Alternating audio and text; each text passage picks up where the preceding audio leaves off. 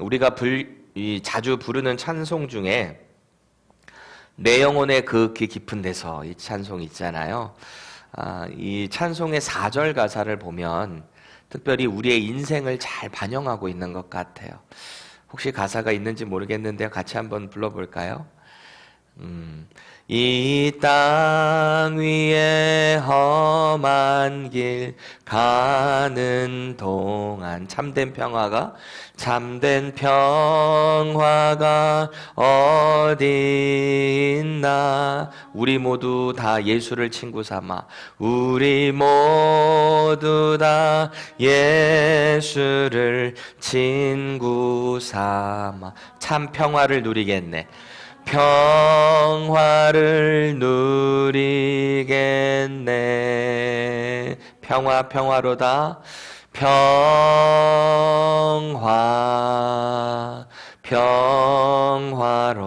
평화로다. 하늘 위에서 내려오네.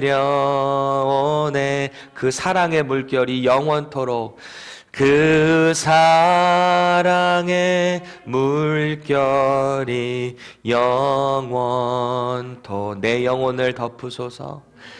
영혼을 덮으소서. 아멘.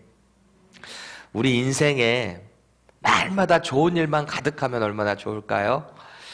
그런데 그렇지 않을 때가 오히려 더 많은 것 같아요. 그리고 그때마다 우리는 마치 광풍이 우리의 인생의 배를 이렇게 날마다 흔들다가 전복시킬 것 같은 그런 경험을 많이 하게 됩니다. 반대로 일이 잘 풀릴 때도 언젠가 이 배가 또 뒤집어질지 모르는 그런 어려움 가운데, 긴장감 가운데 불안해하는 우리의 모습은 있진 않은가요? 참된 평화를 누리지 못할 때가 참 많은 것 같아요. 만약에 우리 인생을 향해 몰려오는 그 파도의 물결, 세상의 근심, 걱정, 염려, 이게 얼마나 부담스러울까. 날마다 우리에게 밀려오는 이 파도의 물결이, 이런 부정적인 것들만 있다면 말이죠.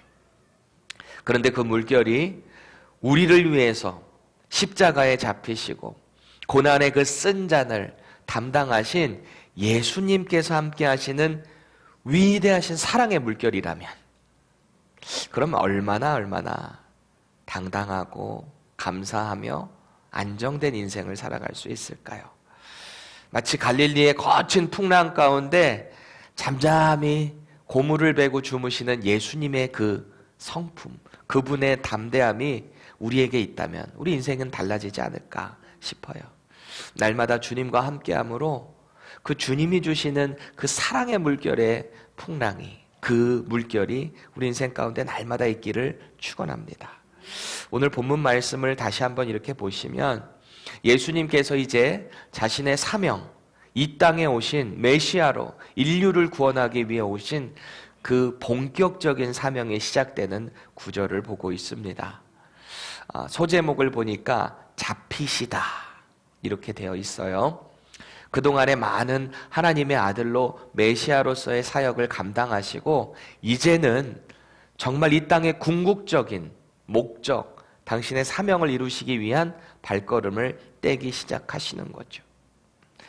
겸손하게 자신을 낮추시고요, 유대교 지도자들에게 보내진 그 병사들의 손에 순순히 잡혀가시는 장면입니다. 예수님이 잡히신 것은요, 오늘 예수님을 잡으러 온 병사들의 수가 많아서 잡힌 게 아니에요. 예수님 스스로 이 땅에 오신 사명, 아버지께서 그 주신 잔이 무엇인지 명확히 알고 계셨기 때문에 그 길을 스스로 걸어가신 거예요.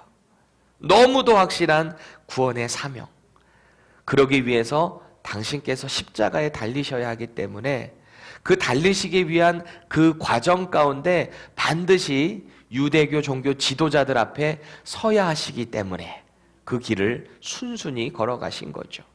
오늘 우리는 이 무리에게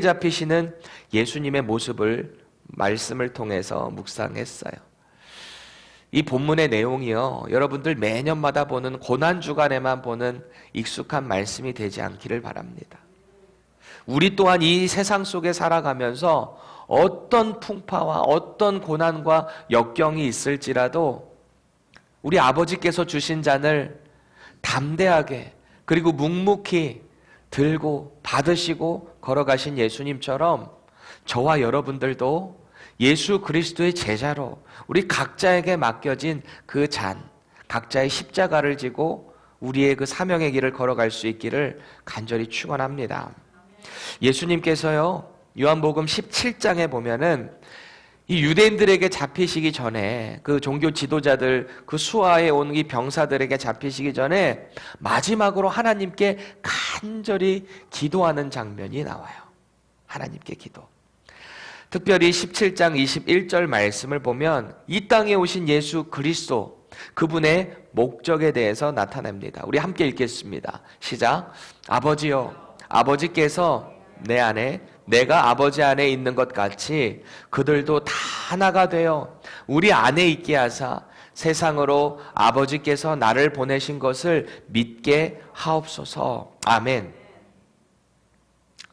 성자 하나님이신 예수님께서 성부 하나님께 당신의 그 고난의 쓴 잔을 받기 바로 직전에 이 기도를 드리시는 장면이죠. 여기서 중요한 표현이 뭘까요? 마지막 문장에 아버지께서 나를 보내신 것을 믿게 하옵소서, 이 기도를 드리세요. 하나님이 저를 보내셨습니다. 제가 바로 그 인류를 구원하기 위한 구약에서 계속 선지자들을 통해 예언되어 온 메시아인데 저들은 믿지 않습니다. 주님께서 저들의 마음의 문을 활짝 열어주셔서 아버지께서 저를 보내신 것을 믿게 하여 주시옵소서, 이렇게 이야기하고 있어요. 마지막 간구, 하나님께 드리는 사명의 그 고난의 쓴 잔 앞에 드리는 간구입니다. 예수님께서 하나님의 아들 되시고 하나님께서 보내신 바로 그 메시아라는 것, 여러분 믿으십니까? 그렇다면 저와 여러분들의 삶 속에서 예수님의 흔적이 날마다 나타날 수 있기를 바라요. 주님이 오늘 기도하신 것처럼 그 기도의 제목이 저와 여러분들의 기도 제목 가운데도 들어가 있기를 축원합니다. 일찍이 요한복음 13장에 보면은 예수님이 제자들의 발을 씻기셨어요. 그리고 가룟 유다가 당신을 팔 것에 대해서 미리 말씀하셨어요. 그리고 오늘 본문에서 드디어 그 가룟 유다는 예수님을 배신하죠. 그래서 대제사장들과 바리새인들에게서 얻은 사람들을 이끌고 자신이 그렇게 3년 동안 따르고 배워왔던 사랑하는 선생님을 배신하고 팔아버립니다. 요한복음을 제외한 다른 마태복음, 마가복음, 누가복음이 공관복음이라고 하는데요, 같은 비유를 가지고 예수님을 기록했다라고 하는데요, 이 공관복음에 보면은 가룟 유다가 이끌고 온 무리를 가리켜서 대제사장과 장로들이 보낸 무리다라고 표현을 합니다. 반면에 오늘 사도 요한은 이 요한복음을 기록하면서 본문 3절 보세요. 그들이 도대체 누구였는가 신분을 명확하게 밝히고 있어요. 세 번역으로 같이 함께 보겠습니다. 시작. 유다는 로마 군대 병정들과 제사장들과 바리새파 사람들이 보낸 성전 경비병들을 데리고 그리로 갔다. 그들은 등불과 횃불과 무기를 들고 있었다. 이 그림을 한번 그려보세요. 오늘 예수님을 잡으러 오는 이 병력들의 그림들 말이죠. 등불과 횃불과 무기를 들고 저녁에 예수님을 잡으러 온 이들의 모습 말이죠. 여기서 말하는 이 군대라는 말이 영어로 보니까 a detachment of troops입니다. 군대에 분리된 어떤 병력들이 이 가운데 왔다라는 거예요. 헬라어로 보면 이게 스페이라라고 하는 단어인데요. 그래서 이 헬라어 단어의 어원을 따지고 들어가서 보니까 이 로마군 600명으로 구성된 대대병력 600명 정도로 보거나 혹은 200명 정도의 중대병력으로 봅니다. 뭐가 맞던지 간에 어쨌든 수백 명의 병력을 이끌고 그 예수님을 잡으러 온 거예요. 아마도 왜 이렇게 많은 병력들이 그 가운데 동원됐는가 생각을 해보면 예수님과 또 그를 따르는 사람들을 의식해서 조금 더 압도적으로 한 번에 사로잡기 위해서 이렇게 왔지 않았을까 싶어요. 그런데 오늘 예수님께서 이 횃불과 무기를 들고 자신을 찾아온 그 무리를, 군대를 향해서 자신을 여과 없이 드러내시는 거예요. 과감하게. 그리고 묵묵히 자신을 드러내세요. 4절 보세요. 예수께서 그 당할 일을 다 하시고 앞으로 잡히실 일 그리고 함께 가실 그 모든 일을 아시고 나아간 거예요. 먼저 그들에게 나아가셨어요. 무리가 군대가 왔을 때 어떻게 할까? 숨어있고 우물쭈물하는 게 아니라 먼저 앞으로 이루어질 일들을 아시고 나아가셨어요. 그리고 자신을 드러내셨어요. 뭐라 그러세요? 너희가 누구를 찾느냐? 그러세요. 그 군대 병력 앞에 나아가셔서 너희가 누구를 찾느냐? 그러셨어요.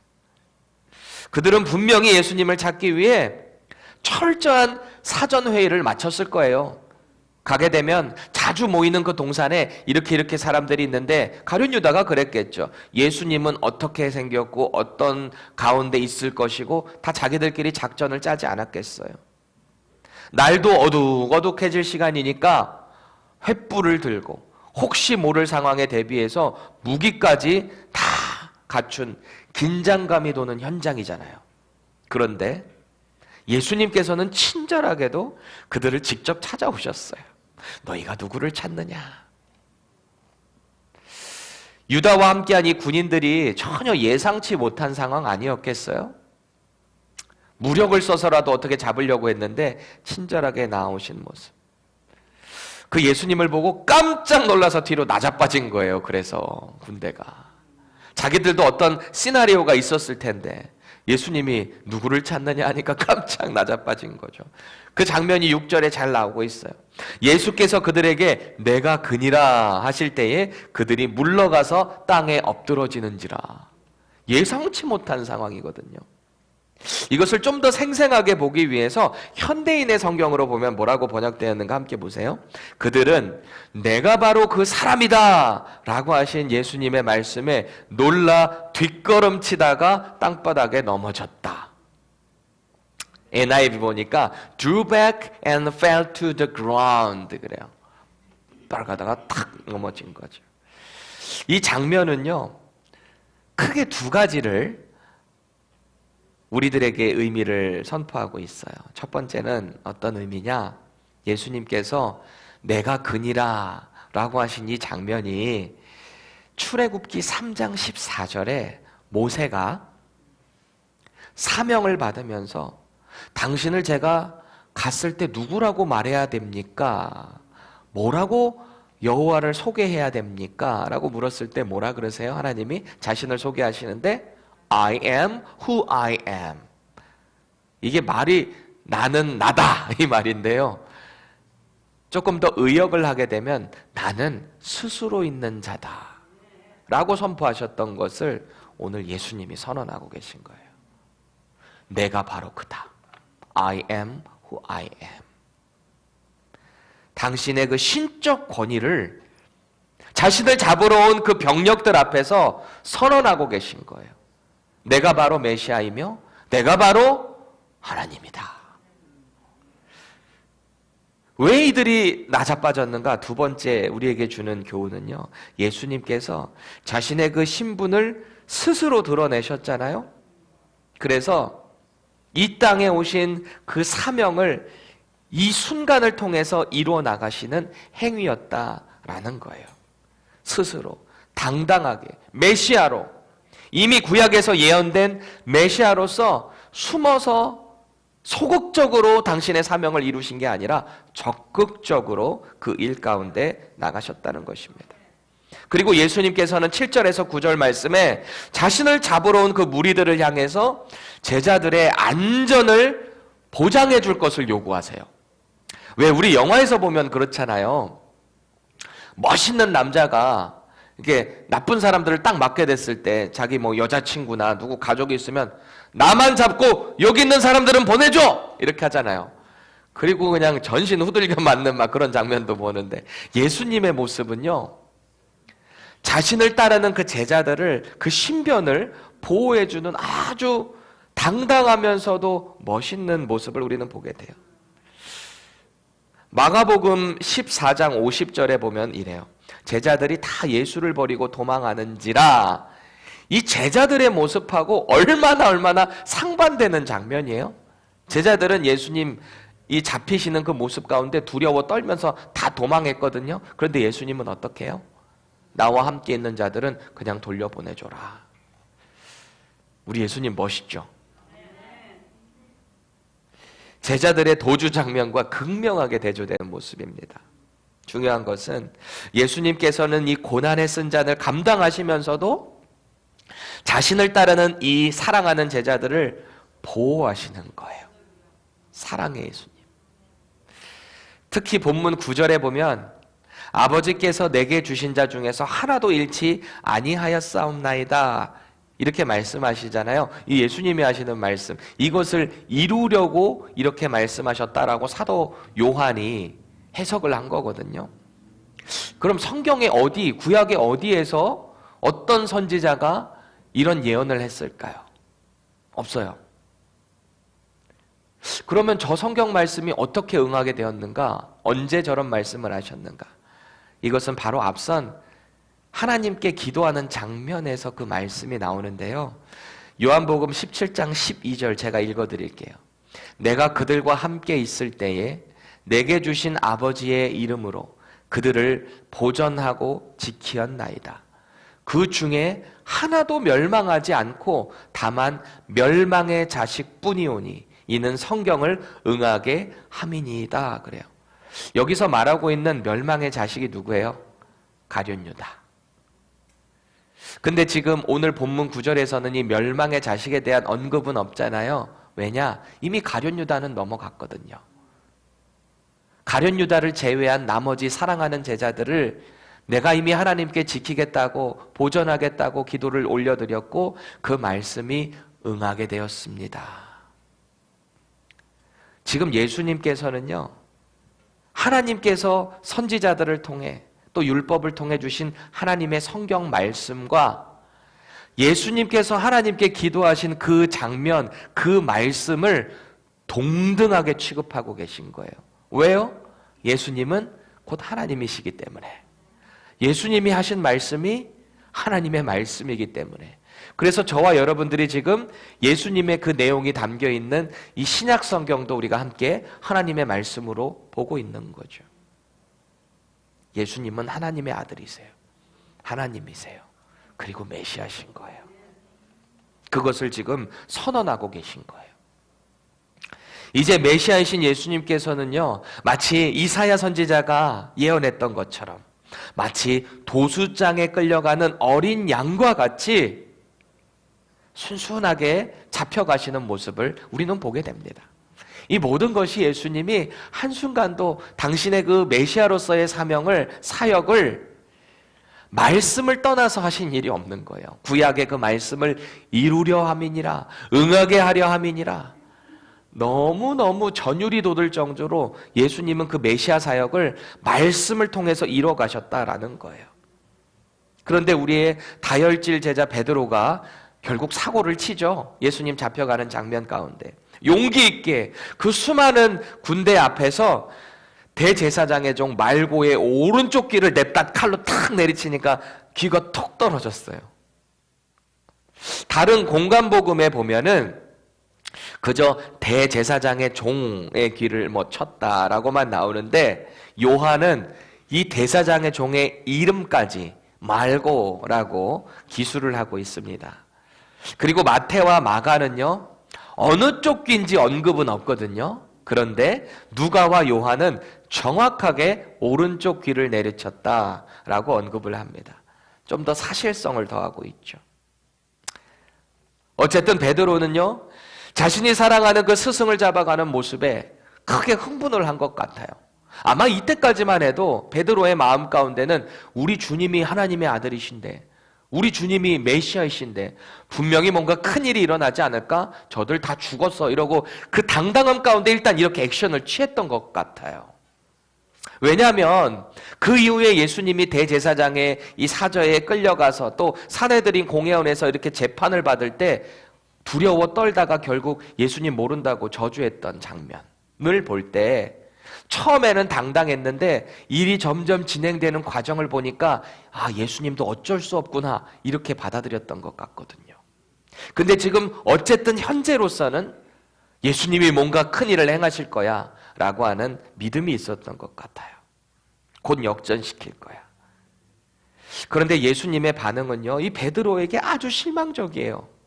분명히 베드로는 예수님을 지킨다는 당당한 마음을 가지고 주님이 뭔가 이 상황을 역전시킬 거야 라는 확신을 가지고 그렇게 했는데 주님이 하시는 말씀 보세요. 11절입니다. 예수께서 베드로에게 이르시되 칼을 칼집에 꽂으라. 아버지께서 주신 잔을 내가 마시지 아니하겠느냐. 아버지께서 주신 잔. 결코 달콤하고 맛있는 잔이 아닌 고난에 쓴 잔. 앞으로 십자가에 달리셔야 할 그 죽음의 잔. 예수님의 사명인 거죠. 특별히 누가복음 22장 51절에 보면 예수님께서 말고의 귀를 이렇게 떨어진 귀를 다시 귀에 붙이셔서 낫게 해주시거든요. 그러면서 사랑과 화해의 모습을 보여주신 거예요. 문득 그런 생각을 해요. 성경에 나오고 있지 않지만 그 말고 자신의 귀가 떨어져 나갔다가 예수님 잡으러 갔다가 베드로한테 귀를 내침당해가지고 귀가 나는 이제 평생 장애인으로 살아야 되겠구나. 그 순간 얼마나 아프고 절망적이었겠어요.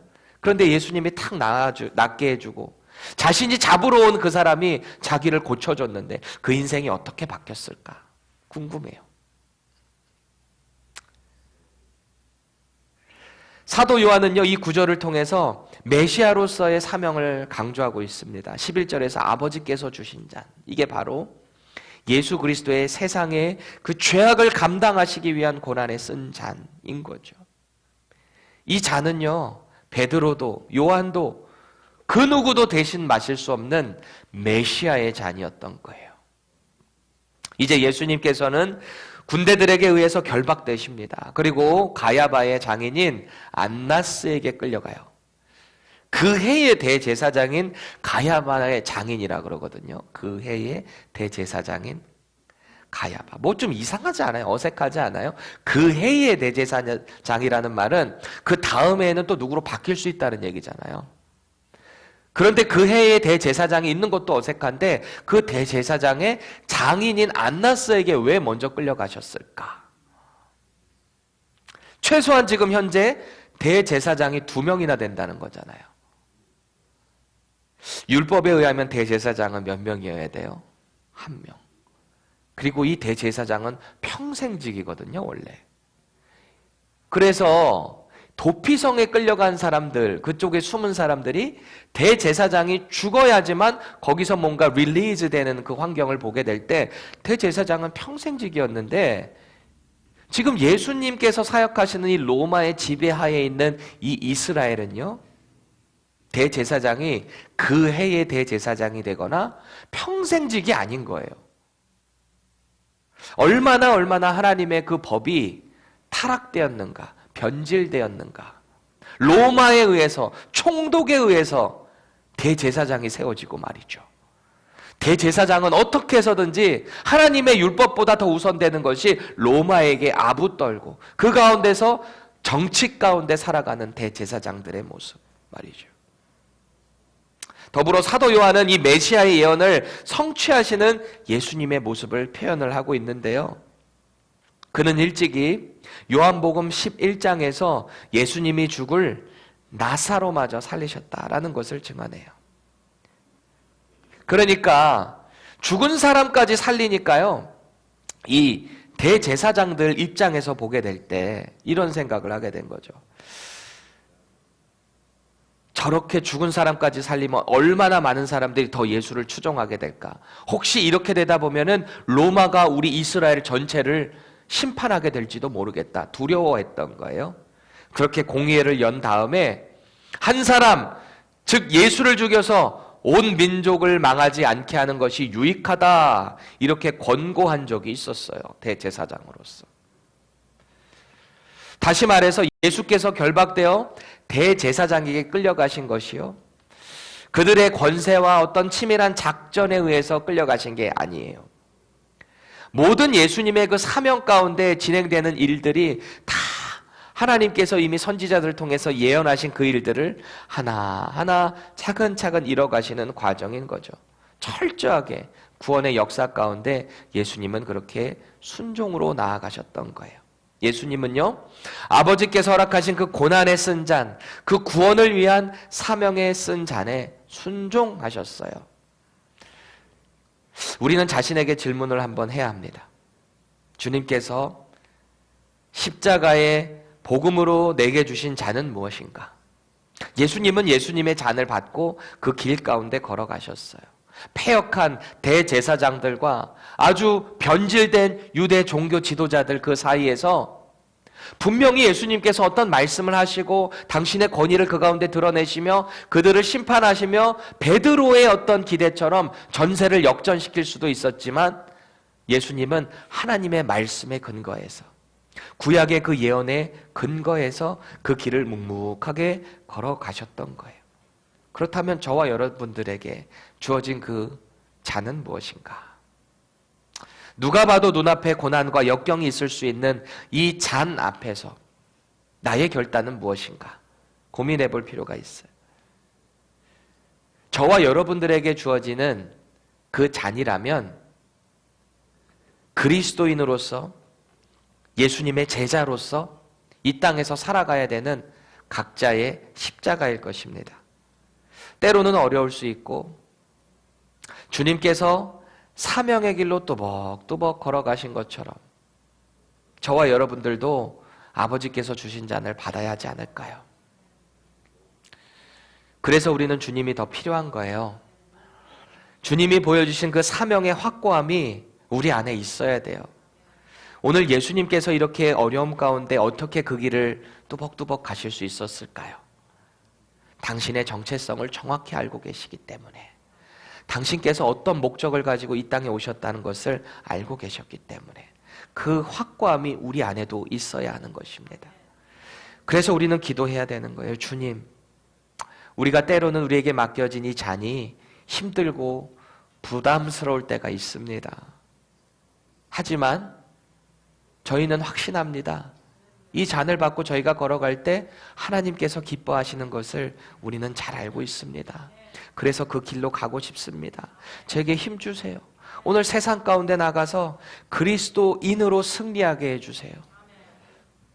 오늘도 주님을 의지하는 이런 기도 가운데요, 우리 각자에게 주어진 그 잔을 받으시자고요. 그리고 각자에게 주어진 그 십자가를 지고 하나님께서 우리에게 주신 그 사명, 예수님께서 저와 여러분들에게 주신 그 사명의 길로 또벅또벅 묵묵히 걸어갈 수 있기를 축원합니다. 우리 시간에 함께 기도합시다.